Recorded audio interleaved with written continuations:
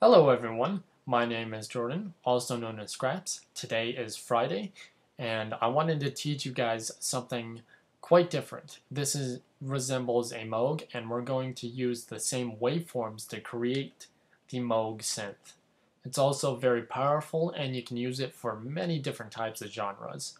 So, I'm going to play a demo for you, and then I'll show you how to make it.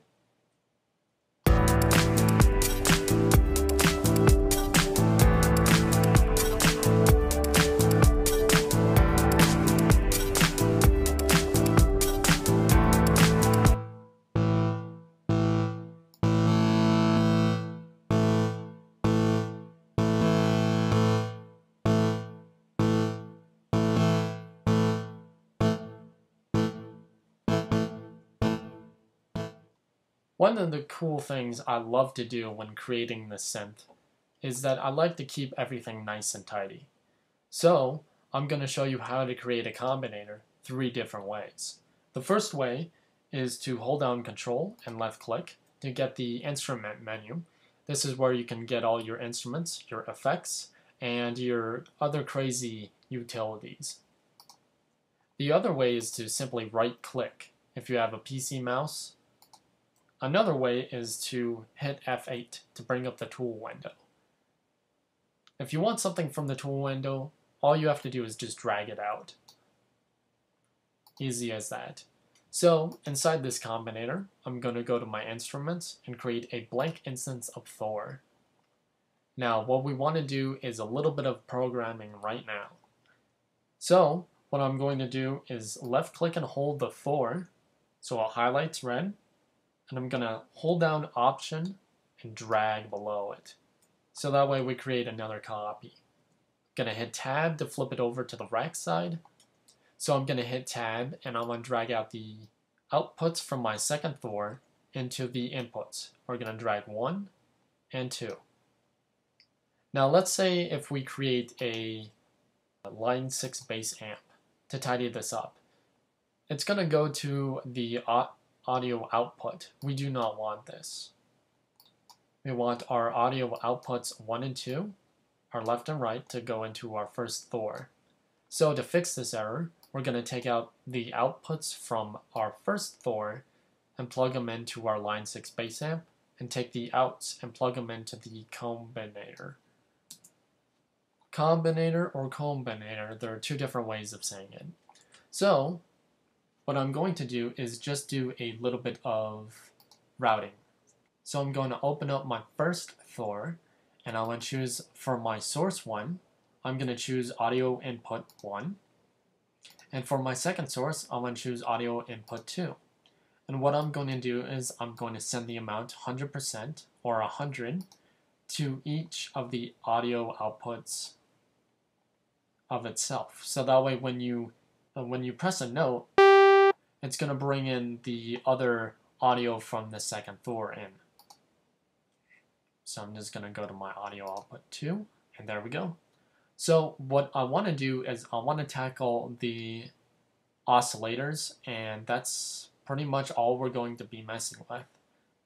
So for our first oscillator, we want to change this to a sine wave, and just leave the octave and everything else where it is.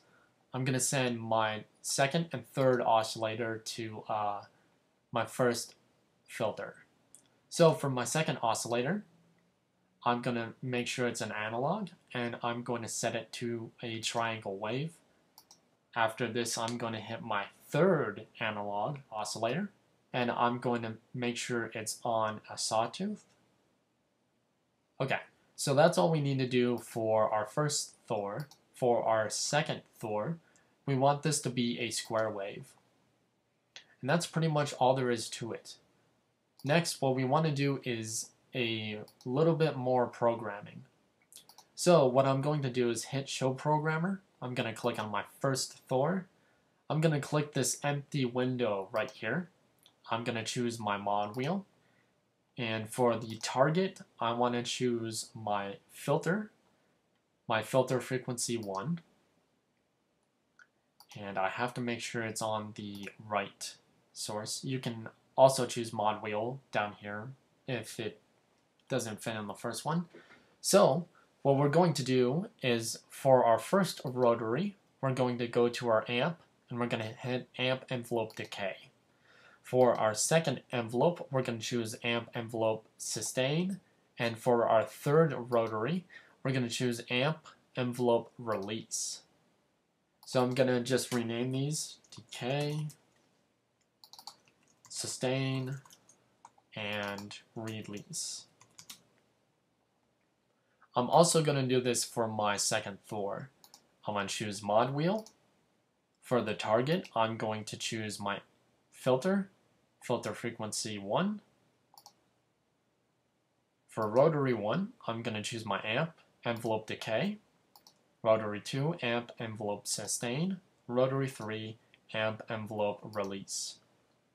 So I'm going to hit show programmer to close that up, and I want to do that on both of my Thors to keep things nice and tidy. So what we want to do is, after our after our compressor, make sure to turn it on. We're going to create a RV7000 advanced reverb that's found in Studio Effects. We're going to set the dry wet to 21. Hold down shift if you can't get the right numbers, and bring decay all the way down to 21 as well. After this, we want to create a little bit of distortion, and it's best to switch the RV7000 above, so that way it compresses and the routing is still correct. If we were to do this before, it would take the routing from the second Thor.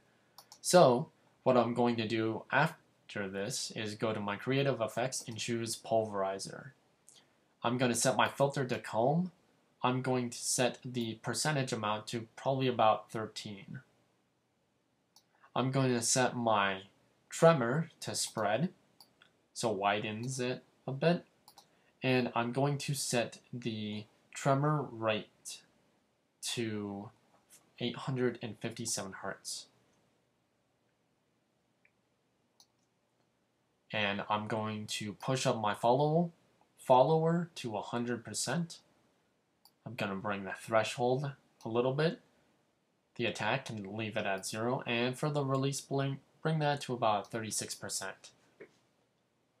After this, we're going to just master it. So I'm going to go to my M-Class equalizer found in Studio Effects. Turn on low cut, P1 and P2. For P1, I want to take this gain all the way down and the Q all the way up. We're just going to be looking for frequencies, but I've already mapped these out. So for the first one, we're going to hit 1,928 kilohertz. For our second P2, we're going to hit 9,170 hertz. Hold down shift if you can't get the right numbers. Gain down, Q all the way up. And after this, we're going to go to our Studio Effects, choose the M-Class Maximizer. I'm going to take it off limiter, put release to auto, turn on soft clip, and make the amount to be 127. And there you guys have it. You should have your very own Thormatic.